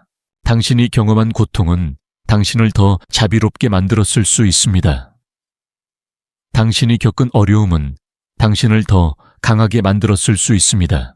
당신이 경험한 상실은 당신을 더 감사하게 만들었을 수 있습니다. 넷째, 당신은 자신이 생각했던 것보다 훨씬 회복력이 있다는 것을 발견할 것입니다. 당신은 지금까지 많은 어려움을 견뎌냈습니다. 당신은 많은 도전을 극복했습니다. 당신은 많은 상처에서 회복했습니다. 이것은 당신의 내재적 강함을 보여주는 것입니다. 다섯째, 당신은 자신이 혼자가 아니라는 것을 더 깊이 이해하게 될 것입니다. 당신의 경험, 당신의 고통, 당신의 기쁨은 모두 인간의 보편적 경험의 일부입니다. 당신이 느끼는 것을 다른 수많은 사람들도 느껴왔고 지금도 느끼고 있습니다. 이런 이해들이 깊어질수록 당신은 자신과 다른 사람들에 대해 더욱 자비로워집니다. 당신은 인간의 조건을 더 깊이 이해하고 모든 사람이 각자의 방식으로 최선을 다하고 있다는 것을 알게 됩니다. 여기서 중요한 점을 짚고 넘어가야 합니다. 그림자 작업은 개인적인 것이지만 그 영향은 개인을 넘어서 확장됩니다. 당신이 자신의 그림자를 통합할 때 당신은 집단적 그림자의 치유에도 기여하는 것입니다. 융은 개인의 무의식 아래에 집단적 무의식이 있다고 가르쳤습니다. 이것은 모든 인류가 공유하는 깊은 정신적 층입니다. 그리고 집단적 무의식에도 집단적 그림자가 있습니다. 집단적 그림자는 사회가 부인하고 억압하는 모든 것들입니다. 그것은 전쟁, 폭력, 차별, 혐오, 탐욕으로 나타날 수 있습니다. 그리고 개인들이 자신의 그림자를 부인할수록 집단적 그림자는 더욱 강해집니다. 반대로 개인들이 자신의 그림자를 인식하고 통합할수록 집단적 그림자의 힘은 약해집니다. 당신이 자신의 내면의 폭력성을 인식하고 통합할 때 당신은 세상의 폭력을 줄이는 데 기여합니다. 당신이 자신의 내면의 편견을 인식하고 치유할 때 당신은 세상의 차별을 줄이는 데 기여합니다. 이것은 낭만적인 이상주의가 아닙니다. 이것은 실용적인 현실입니다. 당신의 개인적 변화는 직접적으로 측정 가능하게 세상의 변화에 기여합니다. 당신의 가족은 더 평화로워지고, 당신의 직장은 더 조화로워지고, 당신의 공동체는 더 자비로워집니다. 이제 융의 또 다른 핵심 개념에 대해 이야기해 보겠습니다. 그것은 개성화입니다. 개성화는 단순히 개인이 되는 것이 아닙니다. 그것은 당신의 고유한 잠재력을 완전히 실현하는 과정입니다. 개성화는 당신이 사회의 기대나 다른 사람들의 요구에 맞추려고 하는 것을 멈추고 당신 자신의 진정한 본성을 따라 사는 것을 의미합니다. 그것은 당신이 누구인지를 깊이 이해하고 그 진실에 따라 사는 것입니다. 하지만 개성화는 이기주의와는 다릅니다. 진정한 개성화는 당신을 다른 사람들과 더 깊이 연결시킵니다. 왜냐하면 당신이 자신의 진실을 알수록 당신은 다른 사람들의 진실도 더 잘 이해할 수 있기 때문입니다. 개성화의 과정에서 당신은 많은 사회적 가면들을 벗어야 합니다. 당신이 다른 사람들을 기쁘게 하기 위해, 받아들여지기 위해, 사랑받기 위해 착용해 온 가면들을 말입니다. 이런 가면들은 어린 시절부터 형성되기 시작합니다. 착한 아이의 가면, 강한 사람의 가면, 완벽한 학생의 가면, 성공한 직장인의 가면, 이상적인 배우자의 가면, 완벽한 부모의 가면. 이런 가면들은 우리가 세상에서 살아가기 위해 필요했지만 동시에 우리의 진정한 자아를 숨기는 역할도 했습니다. 개성화는 이런 가면들을 하나씩 벗어가는 과정입니다. 그것은 용기가 필요한 일입니다. 왜냐하면 가면 뒤에 있는 진정한 자아는 완벽하지 않고 복잡하고 때로는 사회적으로 받아들여지지 않을 수도 있기 때문입니다. 하지만 이런 용기를 낼 때 놀라운 일이 일어납니다. 당신은 진정한 자유를 경험하기 시작합니다. 당신은 더 이상 다른 사람들의 승인을 얻기 위해 자신을 왜곡할 필요가 없습니다.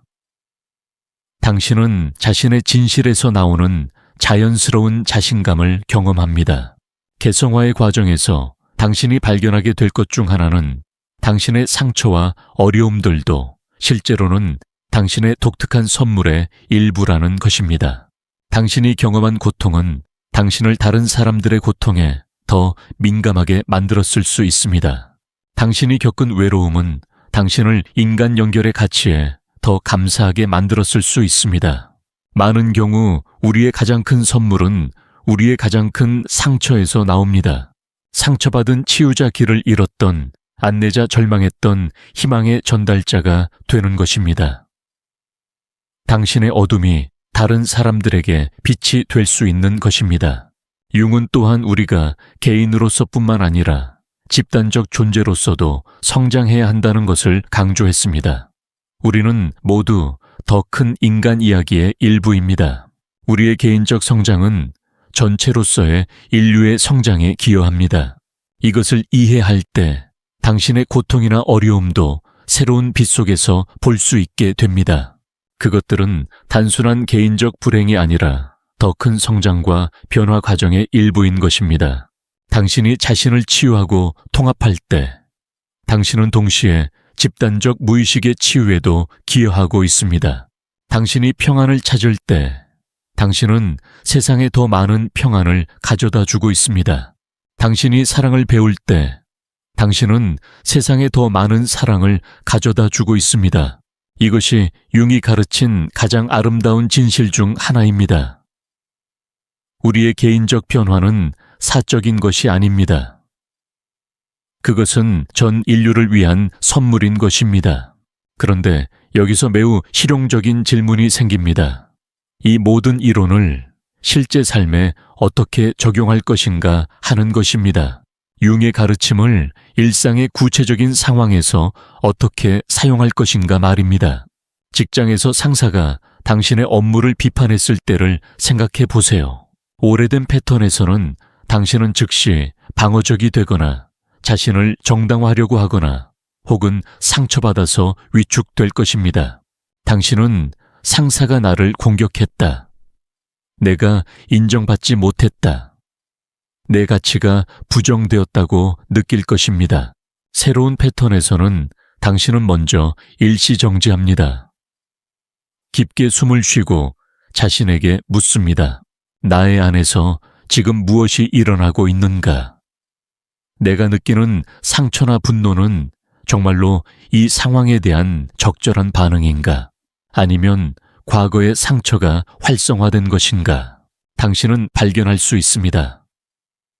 상사의 비판이 어린 시절 부모님의 비판을 연상시켜서 그때 상처받은 감정이 다시 살아났다는 것을, 혹은 당신의 완벽주의적 그림자가 활성화되어서 완벽하지 않다는 것에 대한 두려움이 촉발되었다는 것을, 이런 인식이 일어나면 당신은 상황을 더 객관적으로 볼 수 있습니다. 상사의 비판은 당신의 개인적 가치에 대한 판단이 아니라 업무 개선을 위한 피드백일 수 있습니다. 당신은 그것을 개인적으로 받아들이지 않고 전문적인 성장의 기회로 볼 수 있습니다. 친구가 당신의 조언을 무시했을 때를 생각해 보세요. 오래된 패턴에서는 당신은 내가 도움이 되지 않는다, 내 말에 가치가 없다, 친구가 나를 존중하지 않는다고 느낄 수 있습니다. 당신은 상처받거나 화를 낼 수 있습니다. 새로운 패턴에서는 당신은 친구의 선택을 존중합니다. 당신은 이해합니다. 모든 사람은 자신의 길을 걸어가야 하고 자신의 실수를 통해 배워야 한다는 것을, 당신의 역할은 조언을 강요하는 것이 아니라 사랑과 지지를 제공하는 것이라는 것을 당신은 또한 인식할 수 있습니다. 친구가 당신의 조언을 무시한 것에 대한 당신의 상처는 실제로는 당신 자신의 인정받고 싶은 욕구, 중요하다고 느끼고 싶은 욕구에서 나오는 것일 수도 있다는 것을, 이것도 인간으로서 자연스러운 욕구이지만 다른 사람을 통해 충족시키려고 할 필요는 없다는 것을, 가족과의 갈등 상황을 생각해 보세요. 배우자가 당신의 의견에 동의하지 않을 때, 아이가 말을 듣지 않을 때, 부모님이 당신의 선택을 비판할 때, 이런 상황들에서 오래된 패턴은 갈등을 증폭시키고 관계를 손상시킵니다. 새로운 패턴에서는 당신은 먼저 자신의 내적 상태를 점검합니다. 나는 왜 이렇게 강하게 반응하고 있는가? 내가 보호하려고 하는 것은 무엇인가? 나는 이들을 통제하려고 하고 있는가? 아니면 사랑하려고 하고 있는가? 많은 경우 가족과의 갈등은 우리의 통제에 대한 욕구, 인정받고 싶은 욕구, 완벽한 가족을 원하는 욕구에서 나옵니다. 이런 욕구들을 인식하고 받아들일 때 우리는 가족 구성원들을 그들이 있는 그대로 사랑할 수 있게 됩니다. 직장에서의 경쟁과 스트레스 상황도 마찬가지입니다. 동료가 승진했을 때 느끼는 질투, 프로젝트에서 배제되었을 때 느끼는 소외감, 인정받지 못했을 때 느끼는 좌절감, 이 모든 것들이 그림자 작업의 재료가 될 수 있습니다. 질투를 느꼈을 때 그 질투와 대화해 보세요. 네오는 무엇을 원하고 있니? 너는 무엇을 두려워하고 있니?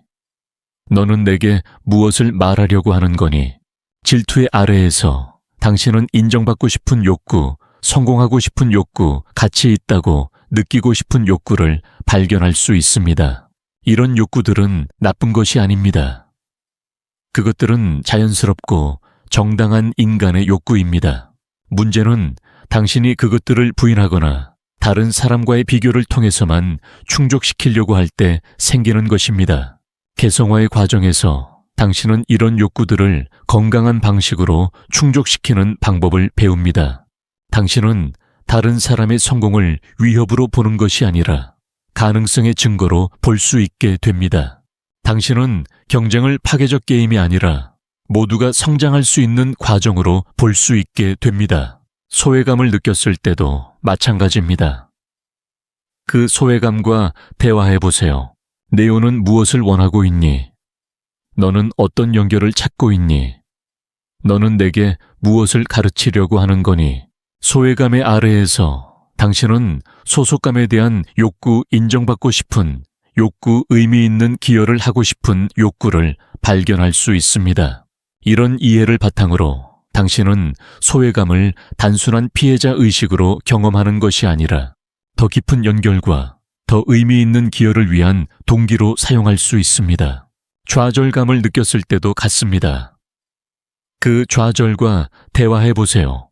좌절의 아래에서 당신은 성장하고 싶은 욕구, 발전하고 싶은 욕구, 더 나은 자신이 되고 싶은 욕구를 발견할 수 있습니다.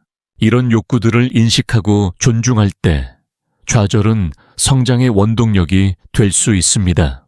개인적인 관계에서도 이런 원칙들이 적용됩니다. 연인과의 갈등, 친구와의 오해, 가족과의 긴장, 이 모든 상황들이 자기 이해와 성장의 기회가 될 수 있습니다. 연인이 당신을 이해해 주지 않는다고 느낄 때 당신은 먼저 자신에게 물어볼 수 있습니다. 나는 정말로 나 자신을 이해하고 있는가? 나는 내 필요와 욕구를 명확하게 표현하고 있는가? 나는 상대방을 이해하려고 노력하고 있는가? 많은 경우 우리가 다른 사람에게서 찾는 이해는 실제로는 우리가 자신에게 주지 못하고 있는 이해입니다. 우리가 자신을 깊이 이해하고 받아들일 때 우리는 다른 사람들에게 그런 이해를 강요할 필요가 줄어듭니다. 친구가 당신을 배신했다고 느낄 때 당신은 배신감과 대화할 수 있습니다. 네오는 무엇을 보호하려고 하는 거니? 너는 어떤 상처를 다시 경험하고 있는 거니? 너는 내게 무엇을 가르치려고 하는 거니? 배신감의 아래에서 당신은 신뢰에 대한 갈망, 안전에 대한 욕구, 예측 가능성에 대한 필요를 발견할 수 있습니다. 이런 욕구들을 이해할 때 당신은 친구의 행동을 개인적 공격으로 보는 것이 아니라 그들 나름의 어려움이나 한계의 표현으로 볼 수 있게 됩니다. 가족과의 긴장에서도 마찬가지입니다. 부모님이 당신의 생활 방식을 비판할 때, 형제자매와 비교당할 때, 가족 모임에서 소외감을 느낄 때, 이 모든 상황들에서 당신은 자신의 그림자와 투사를 탐구할 수 있습니다.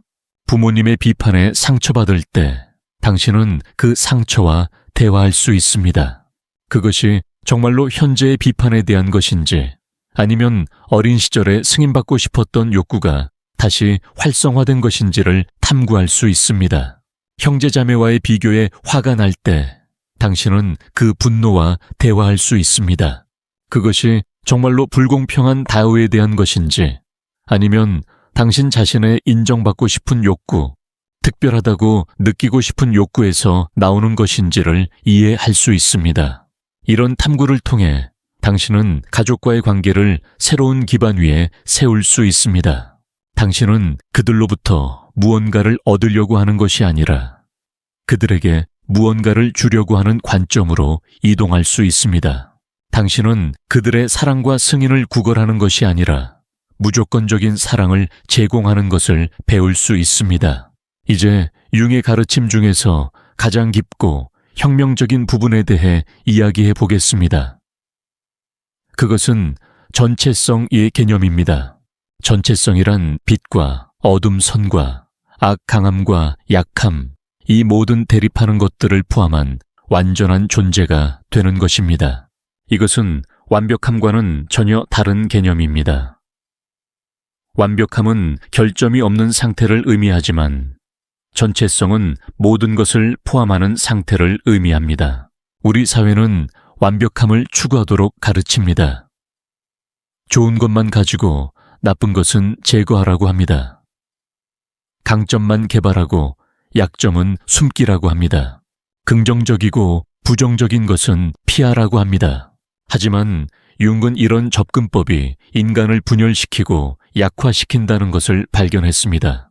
우리가 자신의 일부를 거부할 때 우리는 그 부분이 가진 에너지와 지혜도 함께 잃게 됩니다. 예를 들어 분노를 완전히 억압하는 사람은 분노가 가진 보호적 에너지와 경계 설정 능력도 잃게 됩니다. 그 결과 그들은 다른 사람들에게 이용당하기 쉬워집니다. 슬픔을 완전히 피하는 사람은 슬픔이 가진 공감 능력과 깊은 연결 능력도 잃게 됩니다. 그 결과 그들의 관계는 표면적이 되고 진정한 친밀감을 경험하기 어려워집니다. 두려움을 완전히 부인하는 사람은 두려움이 가진 주의 깊음과 신중함도 잃게 됩니다. 그 결과 그들은 무모한 위험을 감수하거나 부적절한 판단을 할 수 있습니다. 전체성의 추구는 이 모든 부분들을 받아들이고 통합하는 것입니다. 당신의 분노도, 슬픔도, 두려움도, 기쁨도, 사랑도 모든 것이 당신이라는 복잡하고 아름다운 존재의 일부인 것입니다. 전체성을 받아들일 때 당신은 놀라운 자유를 경험합니다. 당신은 더 이상 완벽한 척할 필요가 없습니다. 당신은 실수를 할 수 있고, 실패할 수 있고, 약할 수 있습니다. 그리고 그 모든 것이 괜찮다는 것을 알 수 있습니다. 이런 자유는 역설적으로 당신을 더 강하게 만듭니다.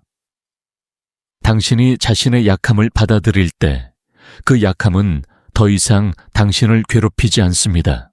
당신이 자신의 실패를 받아들일 때 실패에 대한 두려움이 당신을 마비시키지 않습니다. 전체성은 또한 당신을 더 진정하게 만듭니다. 당신은 가면을 쓸 필요가 없습니다. 당신은 자신의 진실을 숨길 필요가 없습니다. 당신은 있는 그대로의 자신을 세상에 보여줄 수 있습니다. 그리고 놀랍게도 사람들은 이런 진정성에 끌립니다. 완벽한 가면보다는 진정한 인간에게 더 끌리는 것입니다.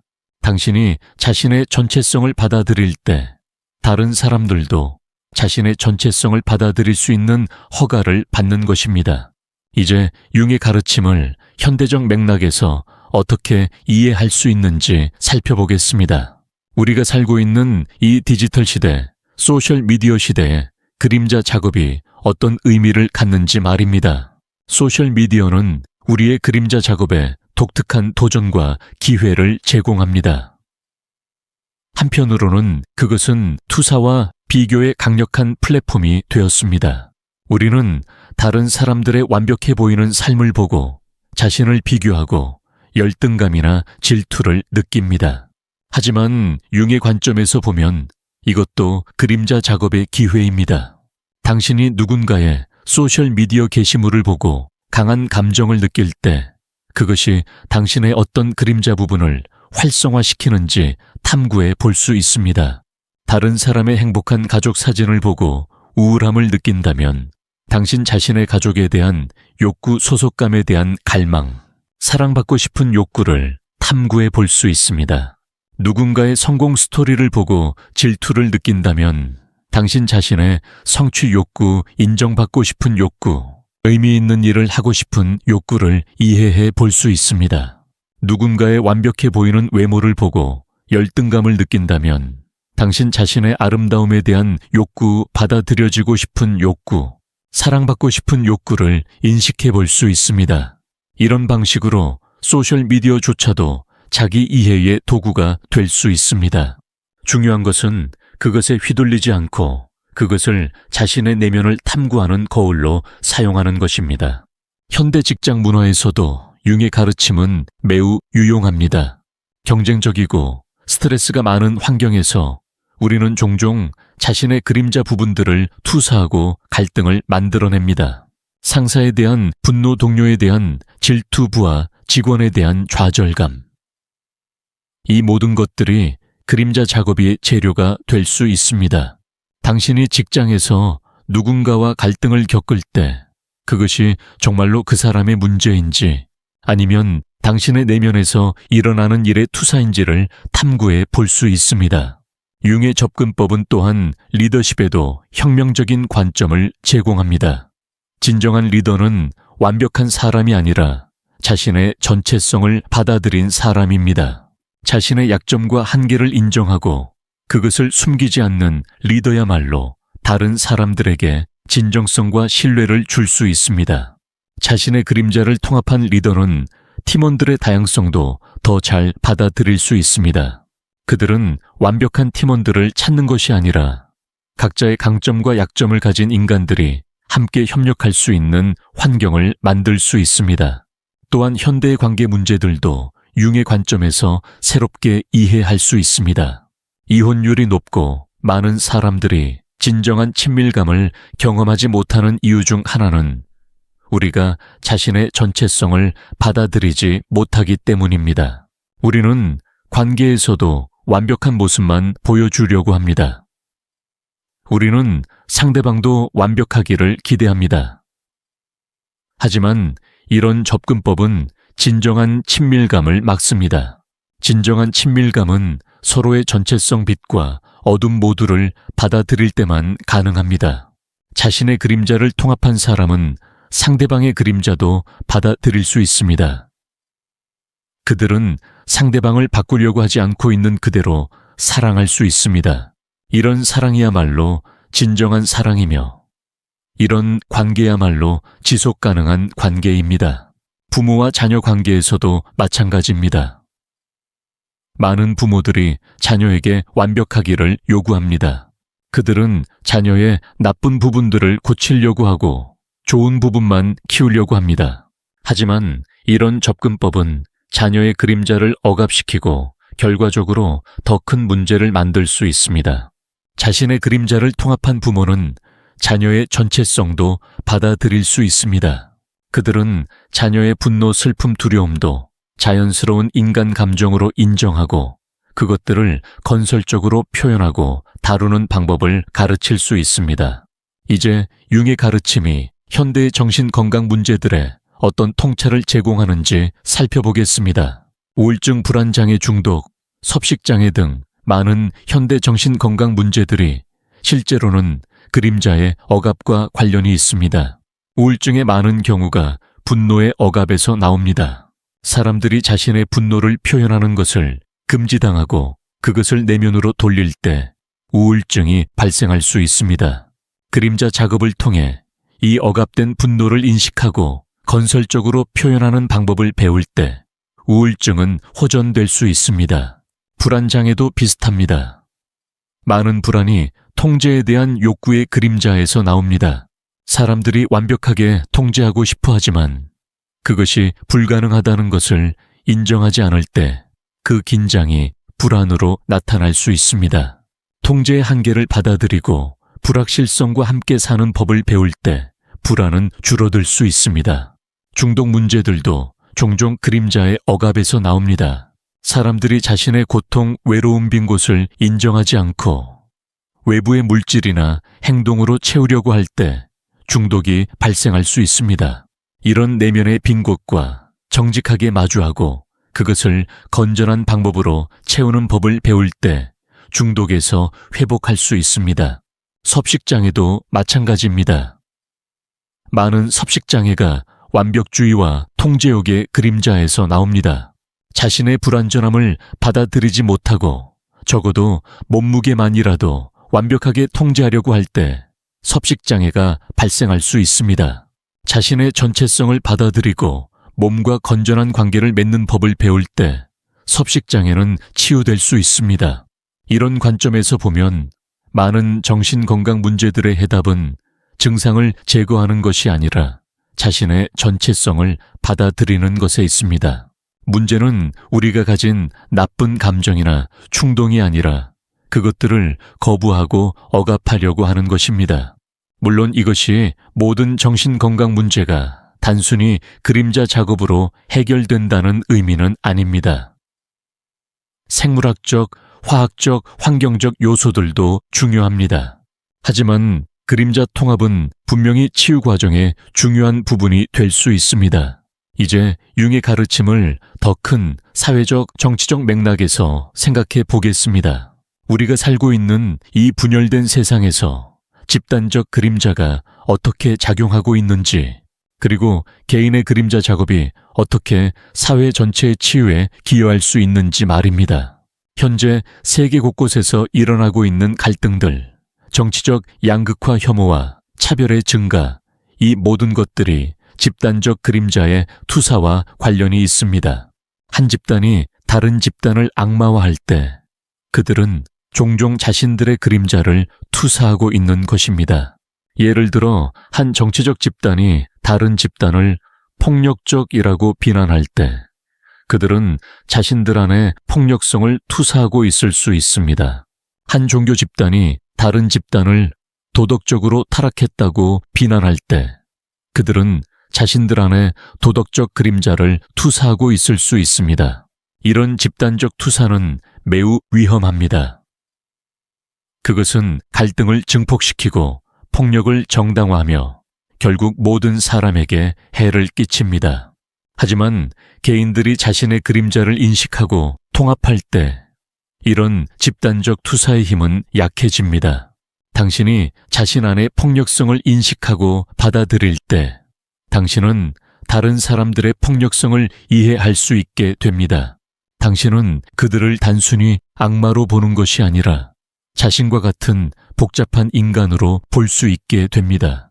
당신이 자신 안의 탐욕을 인식하고 받아들일 때 당신은 사회의 탐욕 문제를 더 깊이 이해할 수 있게 됩니다. 당신은 탐욕한 사람들을 단순히 비난하는 것이 아니라 그들의 내면에 있는 결핍감이나 불안을 이해할 수 있게 됩니다. 당신이 자신 안의 편견을 인식하고 받아들일 때 당신은 사회의 차별 문제에 더 효과적으로 대처할 수 있게 됩니다. 당신은 다른 사람들의 편견을 단순히 도덕적으로 비난하는 것이 아니라 그것의 뿌리를 이해하고 치유하는 방법을 찾을 수 있게 됩니다. 이것이 융기 꿈꾸었던 변화입니다. 개인들이 하나씩 자신의 그림자를 통합해 나갈 때 전체 사회도 점차 더 통합되고 평화로워질 수 있습니다. 이것은 위에서 아래로의 변화가 아니라 아래에서 위로의 변화입니다. 개인의 의식 변화가 집단의 의식 변화를 만들어내는 것입니다. 하지만 이런 변화는 쉽지 않습니다. 그것은 각 개인이 용기를 가지고 자신의 어두운 면과 마주할 것을 요구합니다. 그것은 각 개인이 편안한 선악의 이분법을 포기하고 복잡하고 모순적인 인간의 현실을 받아들일 것을 요구합니다. 하지만 이런 어려움에도 불구하고 이것이야말로 인류의 미래를 위해 필요한 일입니다. 우리가 계속해서 자신의 그림자를 부인하고 다른 사람들에게 투사한다면 갈등과 폭력의 악순환은 계속될 것입니다. 하지만 우리가 용기를 가지고 자신의 전체성을 받아들인다면 진정한 평화와 이해의 가능성이 열릴 것입니다. 이제 융의 가르침을 일상생활에서 구체적으로 실천하는 방법들을 더 자세히 살펴보겠습니다. 이론을 아는 것만으로는 충분하지 않습니다. 실제로 변화를 경험하려면 지속적인 실천이 필요합니다. 매일의 그림자 작업 연습을 위한 구체적인 방법들을 제시해 보겠습니다.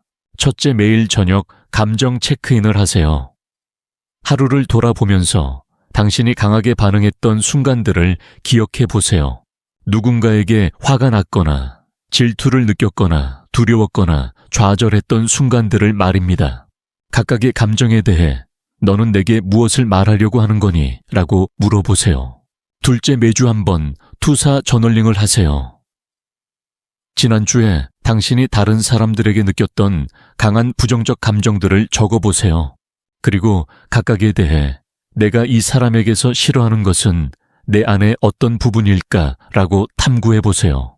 처음에는 저항이 있을 것이지만 정직하게 탐구해보세요. 셋째, 월 한번 그림자 대화의 시간을 가지세요. 능동적 상상을 사용해서 당신이 가장 억압하고 있는 그림자 부분과 직접 대화해보세요.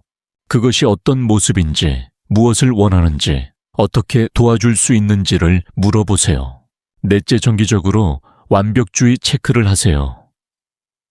당신이 자신이나 다른 사람들에게 완벽을 요구하고 있는 영역들을 확인해 보세요. 그리고 그 대신 전체성을 받아들이는 연습을 해보세요. 실수와 실패도 성장의 일부라는 것을 기억하세요. 다섯째, 자비 명상을 연습하세요. 자신의 모든 부분들, 심지어 당신이 싫어하는 부분들에게도 자비를 보내는 연습을 하세요. 내 안의 분노야, 너도 사랑받을 자격이 있어. 내 안의 두려움아, 너도 이해받을 자격이 있어 라고 말해보세요. 여섯째, 통합 실천을 해보세요. 당신의 그림자 에너지를 건설적인 방향으로 표현하는 방법을 찾아보세요. 분노를 정의 실현으로, 질투를 동기부여로, 두려움을 신중함으로 변화시키는 구체적인 행동들을 실천해 보세요. 일곱째, 경계 설정 연습을 하세요. 당신의 진정한 필요와 욕구를 인식하고 그것을 존중받기 위한 건전한 경계를 설정하는 연습을 하세요. 이것은 자신의 전체성을 보호하는 중요한 방법입니다. 여덟째, 진정성 연습을 하세요. 매일 적어도 한 번은 완벽한 가면을 벗고 진짜 자신을 보여주는 연습을 하세요. 작은 것부터 시작해서 점차 더 진정한 자신을 표현하는 용기를 길러보세요. 9째, 그림자 감사를 연습하세요. 당신의 그림자 부분들이 어떻게 당신을 보호하고 도와왔는지를 인식하고 그것에 감사를 표현하세요. 심지어 당신의 나쁜 특성들도 어떤 식으로든 당신을 위해 일해왔다는 것을 이해하세요. 10째, 집단적 그림자 인식을 연습하세요. 사회나 집단에서 일어나는 갈등들을 볼 때 그것이 집단적 투사의 결과일 가능성을 고려해 보세요. 그리고 당신 자신도 그런 투사에 참여하고 있지는 않은지 성찰해 보세요. 이런 연습들을 꾸준히 할 때 당신은 점진적이지만 깊은 변화를 경험하게 될 것입니다. 처음에는 작은 변화처럼 보일 수 있지만 시간이 지나면서 그것이 당신의 인생 전체를 변화시키는 것을 발견하게 될 것입니다. 당신은 더 이상 외부 상황의 희생자가 아니라 자신의 삶의 주인이 되는 것을 느끼게 될 것입니다. 당신은 다른 사람들의 행동이 당신의 평안을 위협하지 못한다는 것을 경험하게 될 것입니다. 당신은 자신의 감정과 반응을 선택할 수 있다는 자유를 맛보게 될 것입니다. 그리고 가장 중요하게는 당신은 자신을 진정으로 사랑하고 받아들일 수 있게 될 것입니다. 완벽한 자신이 아니라 있는 그대로의 자신을 말입니다. 이런 자기 사랑이야말로 모든 치유와 성장의 기초입니다. 마지막으로 이 여정에서 가장 중요한 것을 강조하고 싶습니다. 그것은 인내입니다. 그림자 통합은 하룻밤에 일어나는 기적이 아닙니다. 그것은 평생에 걸친 과정입니다. 때로는 진전이 있는 것 같고 때로는 뒤로 물러나는 것 같을 수도 있습니다. 이 모든 것이 정상적인 과정의 일부입니다. 중요한 것은 포기하지 않는 것입니다. 매번 넘어질 때마다 다시 일어서는 것입니다. 매번 오래된 패턴으로 돌아갈 때마다 자비를 가지고 새로운 길로 다시 향하는 것입니다. 그리고 기억하세요. 당신은 이 길을 혼자 걷고 있는 것이 아닙니다. 전 세계에 수많은 사람들이 같은 여정을 걷고 있습니다. 당신이 자신의 그림자와 마주할 때마다 당신은 인류 전체의 의식 진화에 기여하고 있는 것입니다. 윤기 100년 전에 발견한 이 진리는 오늘날 그 어느 때보다 중요합니다. 우리가 살고 있는 이 복잡하고 도전적인 시대에 개인의 의식 변화야말로 세상을 치유할 수 있는 가장 강력한 힘입니다. 당신이 자신의 내면의 평안을 찾을 때 당신은 세상에 평안을 가져다 줍니다.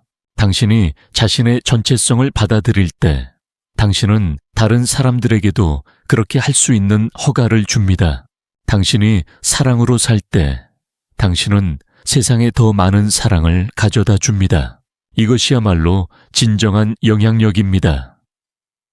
세상을 바꾸려고 노력하는 것이 아니라 자신을 변화시킴으로써 세상이 저절로 바뀌게 하는 것입니다.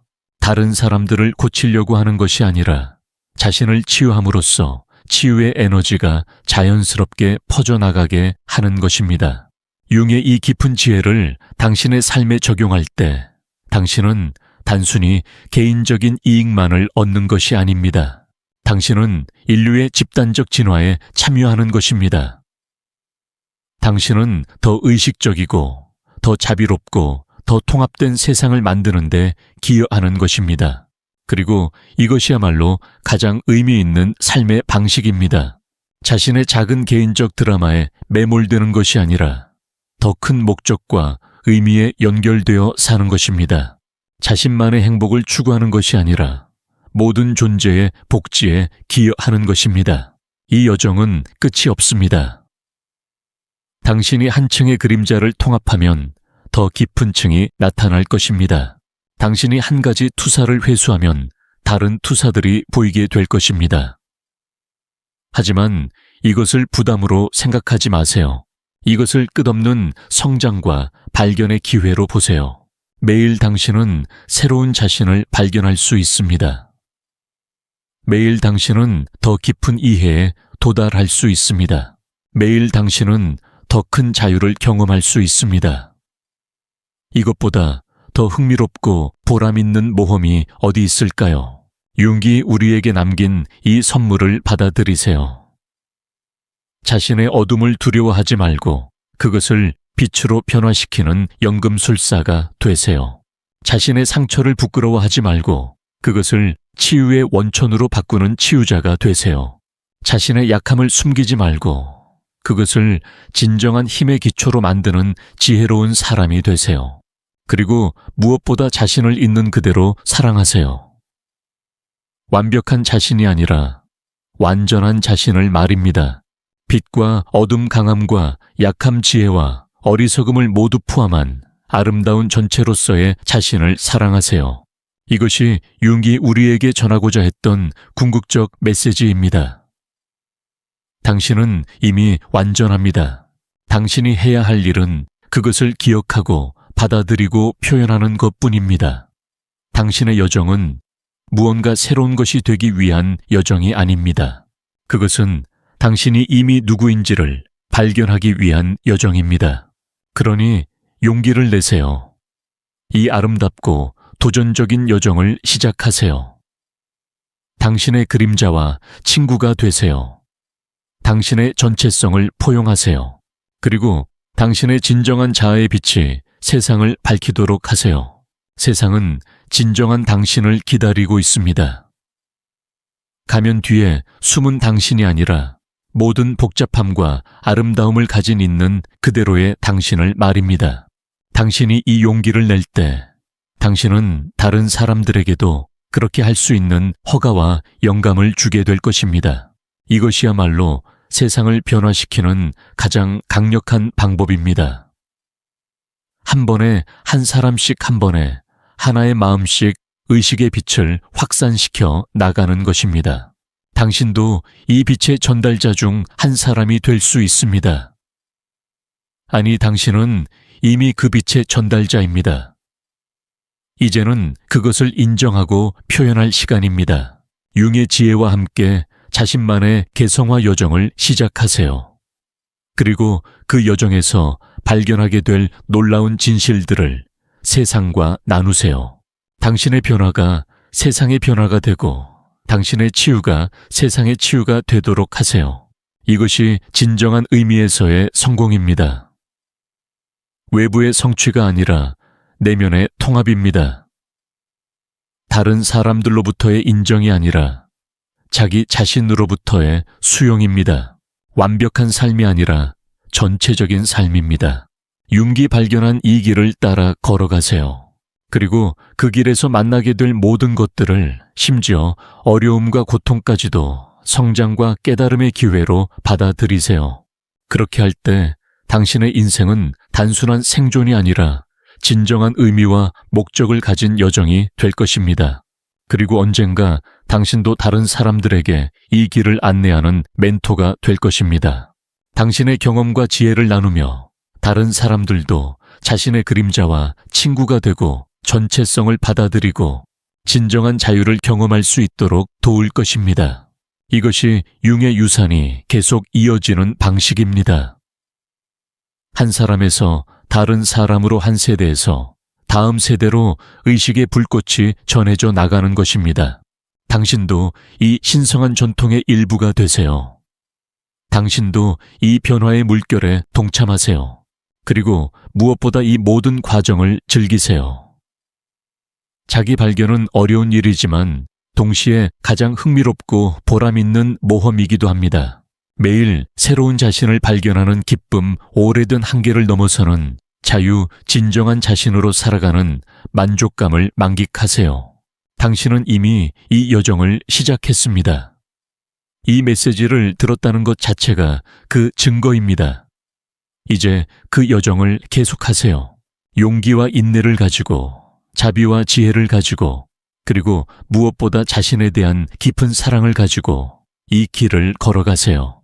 융의 지혜가 당신과 함께하기를, 그리고 당신의 여정이 축복받기를 기원합니다.